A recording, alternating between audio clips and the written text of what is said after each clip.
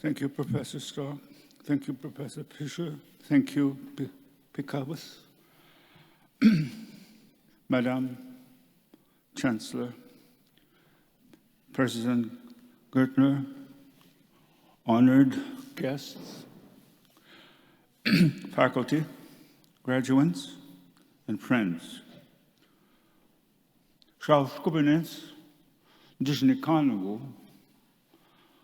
I am known as Blue Thunder.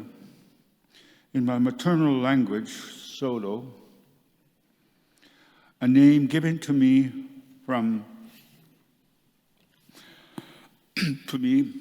to use during ritual and ceremony by a shaman from my reserve Sandy Bay First Nation in southern Manitoba, my homeland. Graduation is a ceremony based on tradition, achievement, and recognition. And on such occasions, one shares your given spirit name as a form of humility, truth, and power. I'm deeply humbled that the University of Toronto has deemed me worthy of an honoris causa. Although I've never taught here, I have lectured and exhibited at the university many times.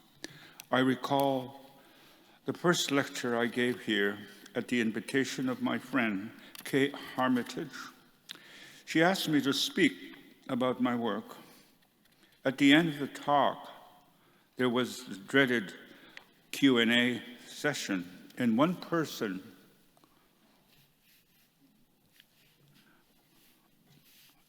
I lose my space, who asked me to speak about my work. At the end of the talk, there was a dread Q&A session, and one person stood and remarked that my work did not look native. In response, I asked her if my work would look more native if I were to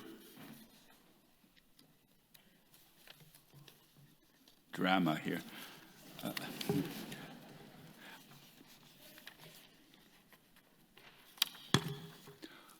Dance around in a loincloth. Needless to say, that was the end of that lecture. Hopefully, we've moved one on since then. But my history with the university dates back to 1984, when I was introduced to the remarkable Father Dan through my dealer, Jack Pollock. He arranged the first exhibition of any of my major works. Appropriately enough, it was Parfleshus for the Last Supper at the Pontifical Institute at St. Michael's College.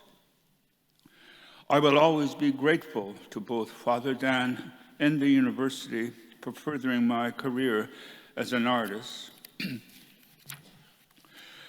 As Anishinaabe Saulteaux, a community that has faced systemic inequality, I want to acknowledge the profound influence of my family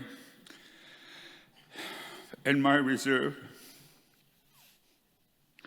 in preserving and sustaining our language and spirituality. More importantly, despite the fact that they had very limited means, my late parents valued education as an opportunity for equality. They instilled and encouraged a respect for learning. They made a commitment to ensure that their children would have the prospect of having a better life, and I am certain that all of the parents here today feel the same. Let's have a round of applause for Mom and Dad.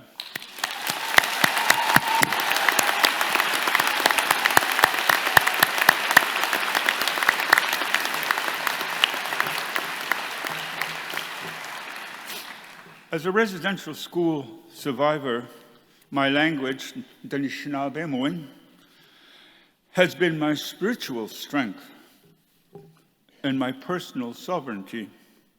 It has kept me from falling into the abyss of memory trauma.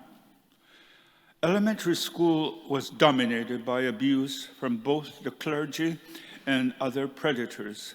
High school was about recovery and a sense of purpose. University, on the other hand, was about liberation and optimism. Sharing the achievement of my personal sovereignty is my way of honoring and celebrating the significance and symbolism of this day with you all. It is a great privilege to have been asked to address those of you graduating today. University life and graduation is a transformative experience with a moment of reflection.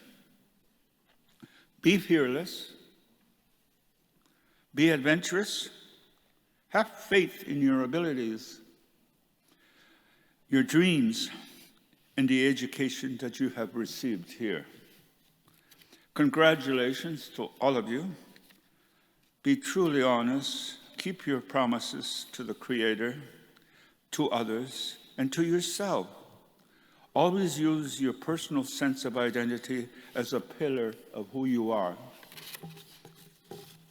In closing, I would like to congratulate Sarah Seeger and my dear friend Elenise Obomsawin, who will also be receiving an honorary degree on June the 19th at the Innis ceremony. Coincidentally,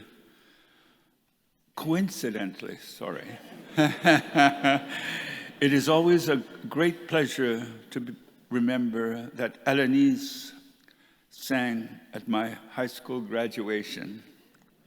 Thank you for listening to me. Chimigwech.